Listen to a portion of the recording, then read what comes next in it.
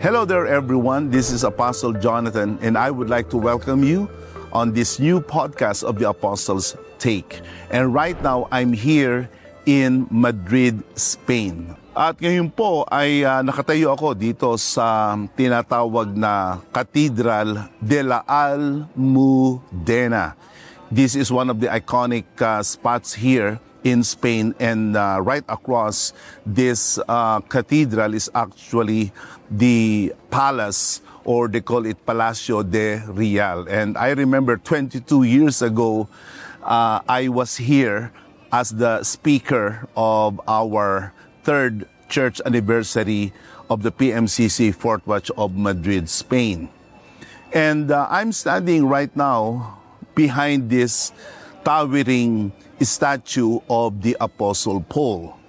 Ngayon, maaari nyo maitatanong, ano kinalaman ni Apostol Pablo at nitong bansang Espanya? Well, I would like to give you some intriguing connections between the Apostle Paul and Spain. Romans 15:24 and 28. I hope to see you in passing as I go to Spain, and to be helped in my journey there by you, once I have enjoyed your company for a while. In verse 28, when therefore I have completed this and have delivered to them what has been collected, I will leave for Spain by way of you.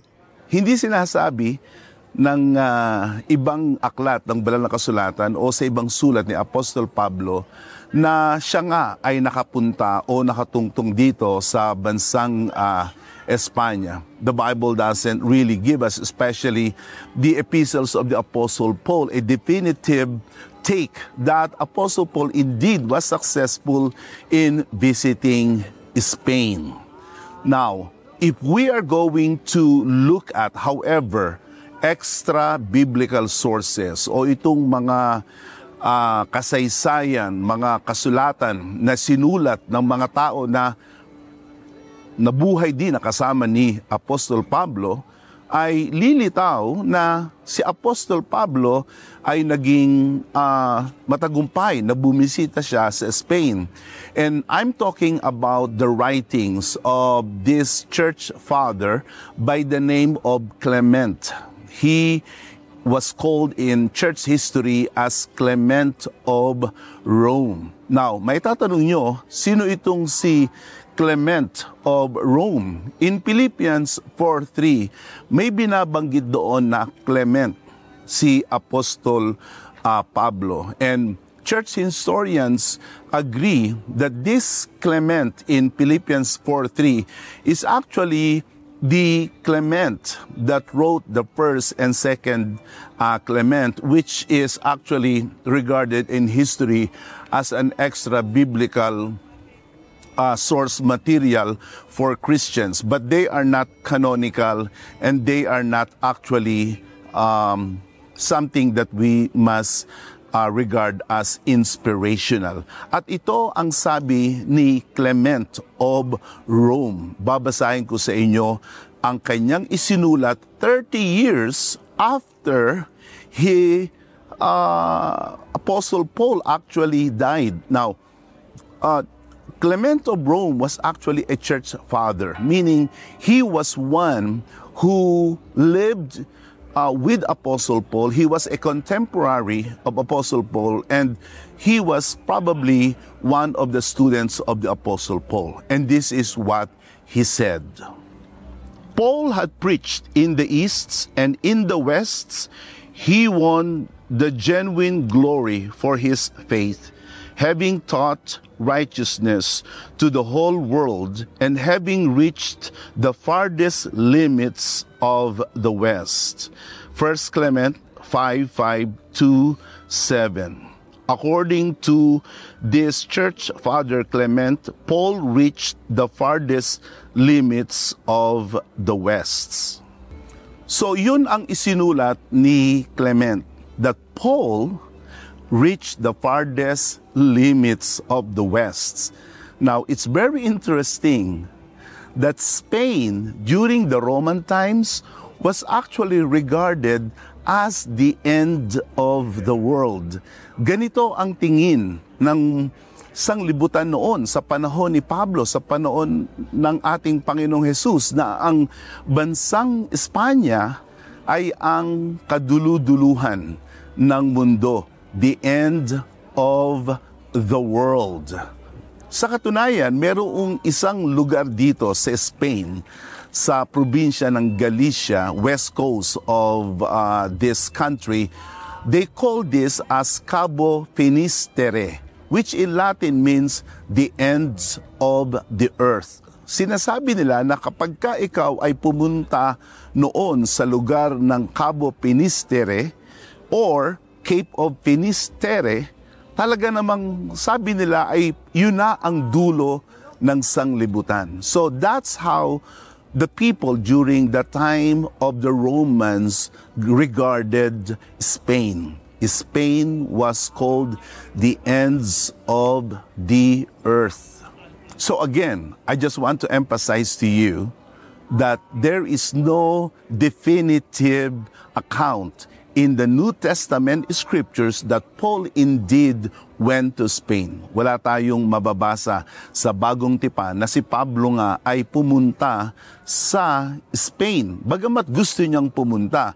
Subalit kung ating titingnan ang extra-biblical sources like the writings of Clement of Rome, pumunta si Pablo dito sa Spain. And when we look at the book of 2 Corinthians chapter 10 verse 16, ang sabi ni Pablo, gusto kong pumunta doon sa tinatawag na regions beyond. Hindi kaya ang Spain ang isa sa mga lugar na nasa isip ni Apostol Pablo nung kanyang sinabi na gusto niyang pumunta sa regions beyond? Because the Apostle Paul was the apostle to the Gentiles. Ang gusto niya ay maabot ang lahat ng buong sanglibutan ng mga Hintil. Isn't it possible that Spain was one of those places that Apostle Paul was thinking about? So this is something that we need to realize as well in the light of the book of Acts in chapter 1 verse 8, wherein Dr. Luke wrote that you will receive power when the Holy Spirit has come upon you, and you will be my witnesses in Jerusalem, Judea, and in Samaria, and to the ends of the earth. Again, historically speaking, during the time of the Romans, Spain was the ends of the earth. Hindi kaya ito rin ang nasa isip ni Lucas nung isulat niya ang aklat ng mga gawa? But then again, we also believe that the ends of the earth, especially today, isn't Spain. It's actually the rest of the entire world. It is the entire globe as we know it. So my point is this, that there is this apostolic zeal and passion from Apostle Paul as well as from other apostles to really bring the gospel as far as they could. Now, traditionally speaking, again, this is not in the New Testament Bible, but this is actually a Catholic tradition na ang nagdala ng ebanghelyo dito sa bansang Espanya ay walang iba kundi ang isa sa mga apostol ng Panginoong Hesus, walang iba kundi James the Zebedee. He was called James the Great.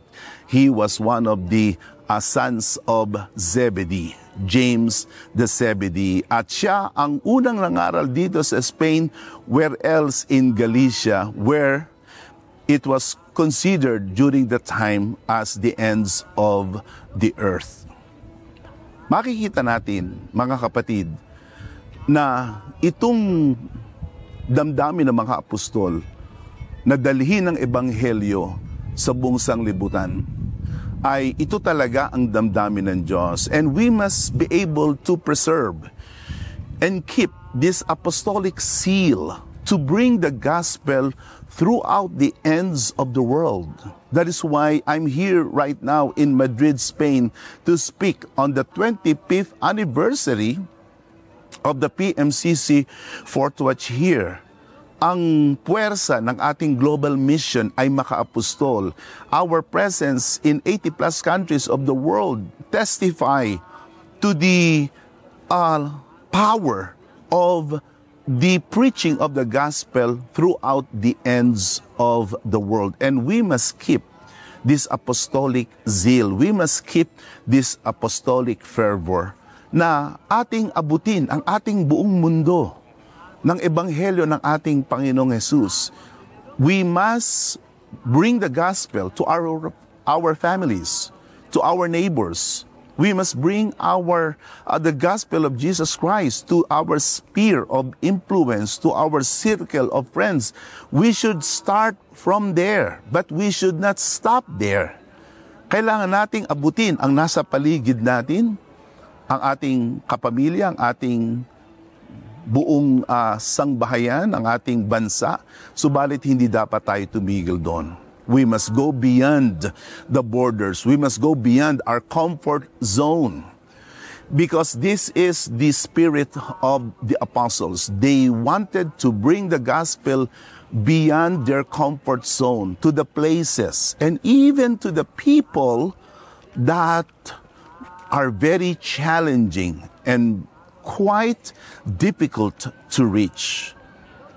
In the book of Romans, in chapter 1, verses 14 and 15, the Apostle Paul said, I am obligated, or I am indebted both to Greeks and non-Greeks. In other translations of the Bible, the word used is barbarian. Gustong dalhin ni Pablo ang ebanghelyo sa mga barbaro.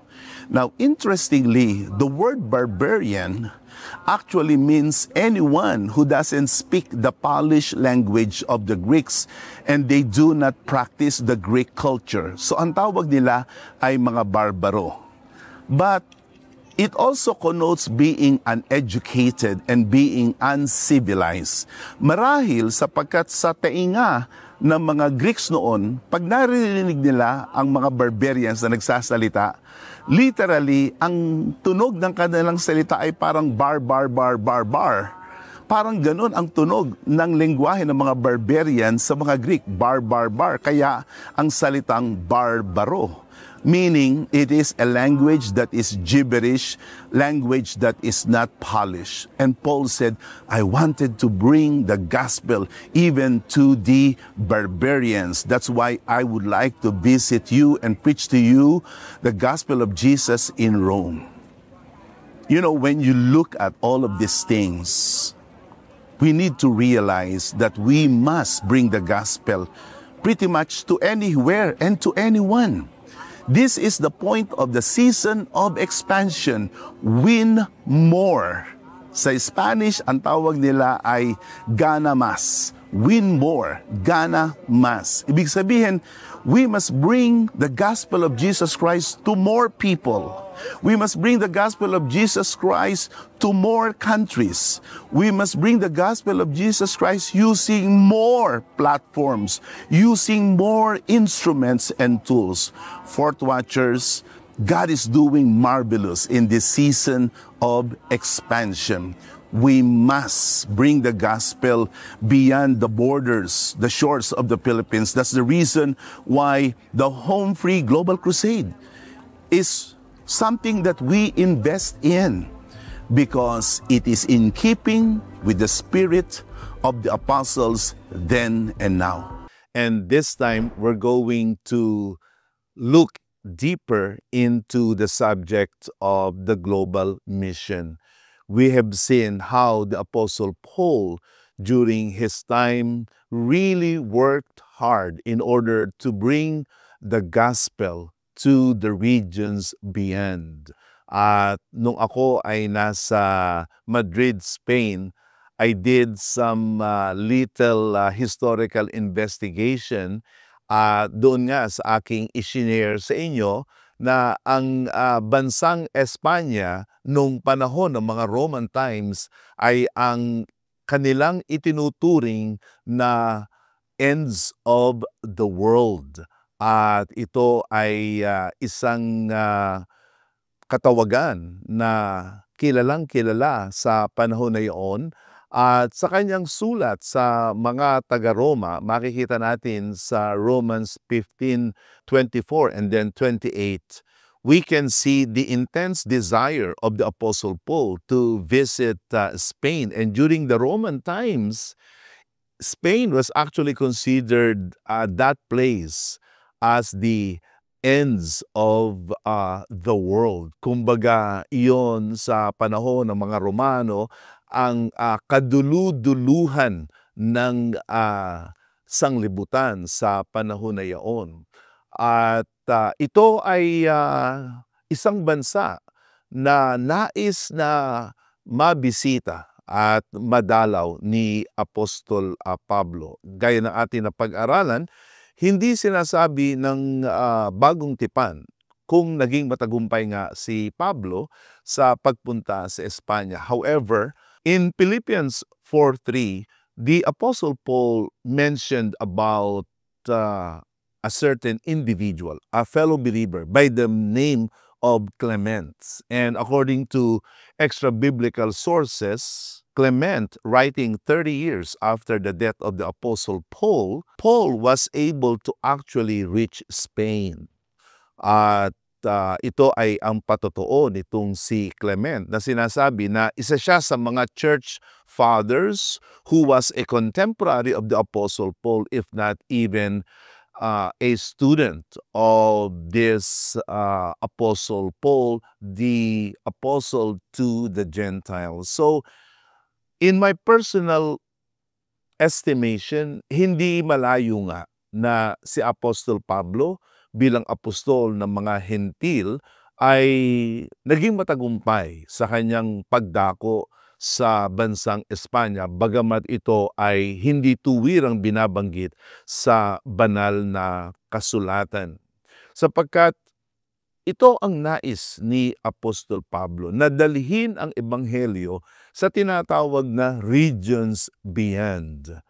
At kung ating titingnan din ang Romans chapter 1 in verse 14, the Apostle Paul said, I am under obligation. In other translations of the Bible, Paul said, I am indebted both to Greeks and non-Greeks, to the barbarians, both to unwise and unwise. So, makikita talaga natin, mga kapatid, na puwerte talaga ang damdamin, masidhi ang damdamin ni Apostol Pablo na dalhin ang ebanghelyo sa mga tao sa panahon na iyon, hindi lamang sa mga Griego, kundi na rin sa mga hindi Griego. At iyan ang ibig sabihin ng barbarians. They were not into Greek culture. They didn't speak Greek. At ang tawag sa kanila ay mga barbaro. Apostolic evangelism is an enterprise that cannot be confined to one ethnicity or to one nationality. This is not really the very grain of apostolic evangelism. At maging ang ating Panginoong Jesus na siyang unang apostol, ang sabi niya, humayo kayo sa buong sanglibutan at gawin ninyong mga alagad ang lahat ng mga bansa. Turuan silang ganapin ng lahat ng aking utos at ako ay sa inyong palagi hanggang sa kawakasan ng mga araw. In the book of Acts 1:8, this was also the words of the Lord to them. You will receive power when the Holy Spirit comes on you, and you will be my witnesses in Jerusalem, in Judea and Samaria, and to the ends of the earth. Hence, the global mission. At tayo ay nagpapasalamat sa Panginoon sapagkat sa pamamagitan ng mabuti at masinop at marunong na pangunguna ng ating minamahal at yumaong kapatid at Apostol Arsenio Ferriol, ang mabuting puno ng sangbahayan, ang gawaing pang-ebanghelismo ng PMCC Fort Watch ay naging pangbuong sanglibutan. And this is what I am currently pursuing right now. By the grace of God, we are now pursuing intently and passionately the work of the global mission. And so, how can we take part in the global mission? Some of you may think, I don't think I can have a part, I can have a role in the global mission because I am here in the Philippines or I am in one of the provinces of the Philippines. Akala natin na kumo tayo ay nasa Pilipinas lamang ay hindi na tayo makakabahagi sa global mission. I want you to correct that mentality. Even though you are in the Philippines, it doesn't mean that you must not have any interest for the global mission. Don't you know that Philippines is part of the global mission? We are the launching pad for the reaching out of the countries with the gospel of the Lord Jesus Christ. And come to think of it, in our podcast, The Apostles' Take, we talk about technology. Ngayon, kahit ka nasa probinsya, you can reach out to someone in Africa, in North America, in Europe, and in the Middle East, even though you are in the Philippines. So please, let us get rid of that mentality that we will not have any interests or passion or enthusiasm to engage in the global mission of the church. So I would like to present to you these 4 practical steps on how we can be able to participate and to contribute towards the success of the global mission of our church. Number 1, we must pray for the nations of the world. We must pray for the nations of the world. The global mission is hinged on intense individual intercessions, prayers, as well as in the collective petitions of the saints of God. We must pray. And this is the intent of the season of expansion. Pray more. Ora más in Spanish. Ora más. Pray more. And one of the things that we must begin praying is for the nations of the world. There is a saying that no man is an island.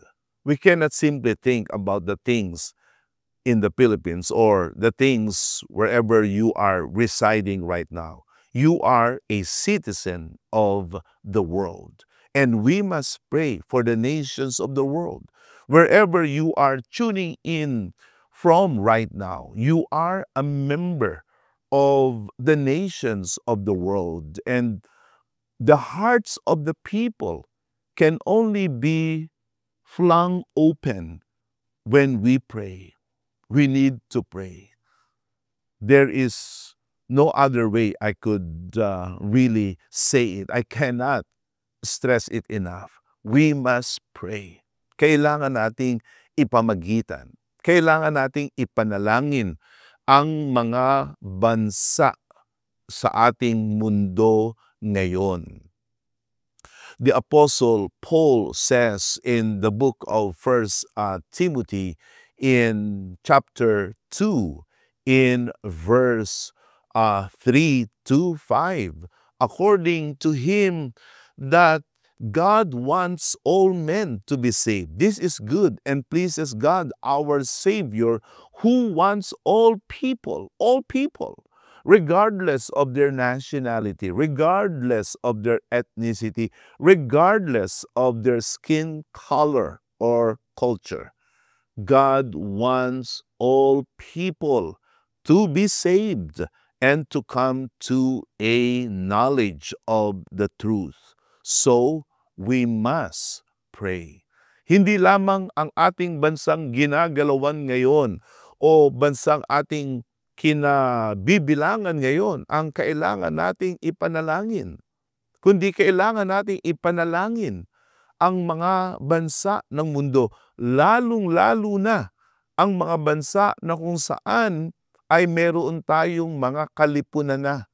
At ang PMCC Port Watch ay nasa higit na 80 mga bansa na.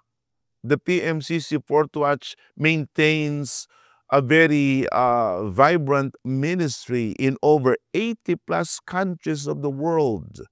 We are opening up particularly Africa, the great Hispanosphere. We now have 5 countries in the Hispanosphere. We must pray for them. We must pray for the islands of the world, in the Caribbean, in the Western Pacific region of the world. We must pray for these islets and islands. We must pray for these little countries wedged between great nations. Pray for the nations of the world. Alam nyo, itinayo ang iglesia ng Panginoon sa panahon na kung saan ang iba't ibang mga lahi ng daigdig ay nagkasama-sama sa banal na siyudad ng Jerusalem. God chose the day of Pentecost in order to establish the true church of the Lord Jesus Christ, because on that day of Pentecost, the nations of the world were all gathered in the holy city of Jerusalem. And guess what God did through the Holy Spirit? God gave them specific utterances. They spoke what we would call as xenoglossalia. Xenoglossalia, or foreign tongues. Intelligible, understandable tongues of men. Yun ang kanilang tinanggap mula sa Espiritu ng Diyos. At hindi lamang mga Hudyo ang nangaligtas, kundi iba't ibang mga lahi ay nangaligtas. That should give us an idea of what we need to pray for and what we need to be focused upon. That's none other than the salvation of the world. Number 2, this is what we need to also do. We must invest in the church's global evangelistic undertakings. Invest in the church's global evangelistic undertakings. In the book of Romans 1:14, the Apostle Paul placed himself under obligation in order to preach the gospel to the Greeks and to the non-Greeks, or what during their time were called as barbarians. He wanted to share and convey the gospel to the learned, to the wise, to the educated, and even to the average, to the foolish. Kailangan na tayo ay maging kasama sa pandaigdigang pangangaral ng Ebanghelyo ng ating Panginoon. And thank God, we now have the platform by which we can be able to bring the gospel of Jesus Christ not only in one city, but in the cities of the world. The Home Free Global Crusade is a unified evangelistic salvo that preaches the gospel from one city to the rest of the world, and in the span of 2 to 3 hours, we can have a incredible, huge harvest of souls sa loob lamang ng 2-3 oras sa buong mga bansa ng mundo. Ay magkakaroon tayo ng napakalaking pag-aani ng mga kaluluwa. And so, it is only fitting that we must invest in the Home Free Global Crusade. And we can do that by investing in our giving. And I thank God because this is what many of you are actually doing. You are invested in giving. Here in the United States, where the Home Free Global Crusade first started, I can vouch for the generous giving of the elders and the brethren. Ngayon lamang natin nakikita na sa panahon ng krusada, yung mga taga-Amerika, yung mga taga-ibang bansa ay nakakatulong sa pangmalawakang pamamahayag ng salita ng Diyos sa Pilipinas at sa ibang mga bansa. And so, I would continue to encourage you to invest financially, invest materially, because the salvation of just one man is all worth it.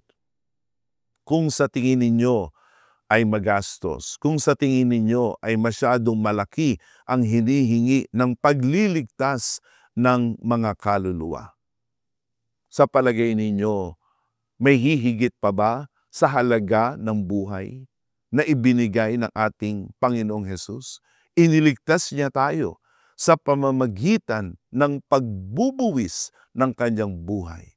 Kung ating titingnan kung papaano lumawak ang ebanghelyo ng ating Panginoon, wala silang patumangga na sila ay gumastos at sila ay nagbuwis hindi lamang ng kanilang mga tinatangkilik, kundi ng kanilang mga buhay.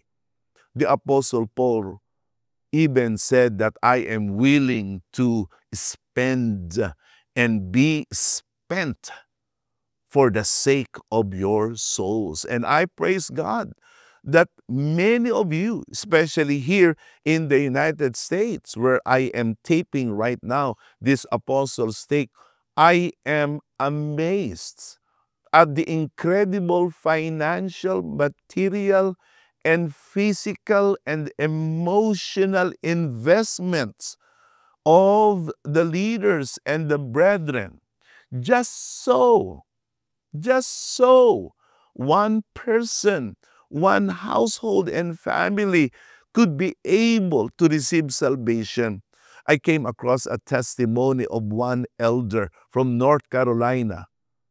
She lives in North Carolina, but what she did was she flew her co-worker from North Carolina to San Jose, California, so that her co-worker could be able to see and witness the crusade himself.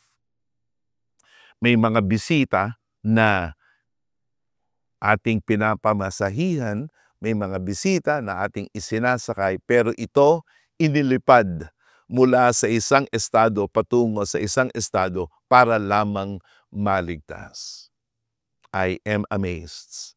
I am in awe of the Christ-likeness, of the investment of many brethren towards the global mission. You can also join the team as a support group. May mga elders, especially those who can afford, who would even join our team wherever we would go, and they would support the group. They would invite guests. They would provide anything that they could provide within their means. That's why they are called the support group. So, what we must do is invest in the church's global evangelistic undertaking. When you do watch parties, like what I always say, huwag ninyong lalanglangin lamang ang mga watch party. Huwag niyong iisipin na ang watch party ay pwede nating basta-bastahin, na tayo ay puwera dyan, na ang ating local church ay hindi kailangang mag-watch party at ibang ebanghelismo na lamang ang ating gagawin. Yan ay maling kaisipan. Hindi dapat yan gawin ng sino mang manggagawa, ng sino mang lokal. Every local church of the PMCC Fourth Watch must invest in the global evangelistic undertakings the way your apostle right now is invested. No shortcuts, no alibis, no excuses. Just as I am invested, you must also be invested. Number 3, we must immerse in the global culture. We must immerse in the global culture. Ito ang pinaka maganda nating magagawa rin para ipakita natin ang ating damdamin at interes upang sa gayon ay makabahagi tayo sa global mission. What we must do is immerse. In other words, we must immerse, we must intentionally familiarize ourselves in the culture of others. And you know what? The culture of other nations is as wonderful as ours. So, what we must do is read books about other country, read books of their history, their culture, about other nations of the world. Learn their language. If you have a linguist's interests or proficiency, why don't you learn their language? You can learn English, which is the universal language. You can learn Spanish. You can learn also other dialects of other languages. But what is important ay i-immerse natin ang ating kaisipan, ang ating pagkatao sa kultura ng ibang mga bansa. And this is very much possible thanks to YouTube. You can actually visit other countries by watching whatever is there in YouTube. And as you immerse yourself in other culture, you pray for them, and you invest in the church's evangelistic undertaking. So that is what we must do. The Apostle Paul, he wasn't just knowledgeable of the Jewish culture. He knew also the Athenian culture. In the book of Acts chapter 17, he even quoted one of the poets of the city of Athens. And I've been to Athens myself, and I was able to visit the Areopagus, where he was able to interact and even discuss and debate with the Athenian philosophers of that time. The book of Acts 17:28, for in him we live and move and have our being.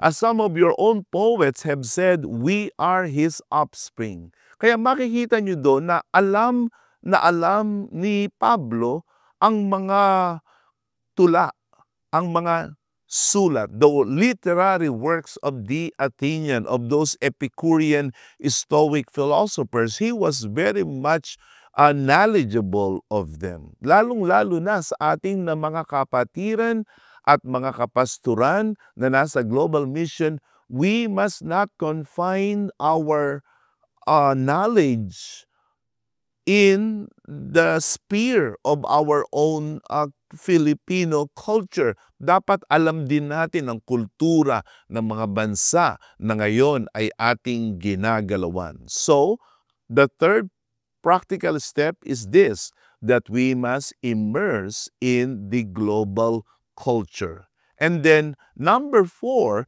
this is what we should also do. Take part in the church's global mission programs. Take part in the church's global mission programs. What are our mission programs? For instance, the Apostolic Missionary Program or the Maranatha Bible School International. If you are a young person, you're about to graduate high school or college, I strongly encourage you and persuade you to join the Apostolic Missionary Program for 2 years. In England, they call this as the gap year. Hindi nila minamadali ang pagpasok sa kolehiyo. kundi kanilang ine-encourage ang kanilang mga kabataan na bago sila pumasok sa kolehiyo, they will travel around the world, learn some life skills, learn a language, learn a culture, because they believe that that would better prepare them to take on college. We must join the Apostolic Missionary Program, or if you have a real calling in your life, go ahead. Join the Maranatha Bible School, enroll in our missionary training arm, because that is the best way for us to move forward the global mission of the church. For my dearest pastors in the global mission, transform your missiology into a global-centric mission. Hindi lamang mga Filipino ang ating hahanapin, hindi laging Filipino ang ating aabutin, hindi tayo laging Tagalog lamang ang ating salita sa loob ng iglesia, kundi matuto tayo magsalita ng wika, ng lengguwahe ng mga bansa na kung saan doon tayo nakadestino. Begin pushing yourself. Yes, push yourself. Expand your missiology strategies by creating a global-centric mission. Seek to bring other ethnicities. Desire and work hard to bring other nationalities to be part of our congregation. Now, walang masama kung tayo ay mga Pilipino, but we should not stop there. We must expand from there. And number 5, expand your circle of contacts. Expand your circle of contacts. Ating palawakin ang tinatawag nating circle or sphere of influence and contacts. Hindi lamang laging Pilipino, hindi lamang laging Ilocano o laging Bisaya or Bicolano. We must expand our circle of contacts. You can have physical contacts with those people around you, your classmates, your co-workers, your neighbors, but you can also have virtual contacts from other parts of the world. You can establish good friendship with other nationalities of the world. In fact, you can do that using Facebook. Just so, you must be careful and you must not be too gullible, or you might be taken advantage, or you might be led astray. Pero mahalaga na tayo ay pala kaibigan. So expand your circle of contacts. In the book of Acts chapter 8 verse 27, Philip was actually successful in interacting with an Ethiopian prince. And because of that, the Ethiopian prince was enlightened and he was saved. To God be the glory. And so, in our time today, we must expand our circle of friends. Mabuti na lagi tayong nasa church. Sa katunayan, may mga nagsasabi na, ay ako po, pastor, ako po, apostol, ang aking pinupuntahan lang ay bahay at simbahan. Simbahan at bahay. Sa isang banda, maganda, pero hindi rin tama, na ang lagi lamang nating kausap ay ang mga kapananampalataya natin. Na ang ating kausap lagi ay yung nasa loob lang ng simbahan. At ang ating kausap lamang ay ang ating mga kapamilya. Hindi tama po yun. We must establish relational bridges even with unbelievers. Pag kayo ay anyayahang dumalo ng isang kaarawan, punta kayo. Pag kayo ay inimbitahan ng inyong di mananampalataya na makipag-chat, makipag-banding, punta kayo. Huwag niyong lagi silang tatanggihan. Huwag niyo lagi silang tatawagin natin ay ipagpapalagay lamang natin sila. But we must give importance to them. Your friends must also be given that bridge by which they can be able to cross over to that side. So be friendly. Be winsome. In that way, you can be able to take part actively and dynamically in the global mission of our church. So once again, it is my greatest hope and prayer that you will be truly a missionary, not only in the local scale, as well as in the global scale. Once again, the Lord bless you all for watching this Apostles Take podcast. Until then, this is Apostle Jonathan saying, the Lord bless you all. Until next time, God bless you.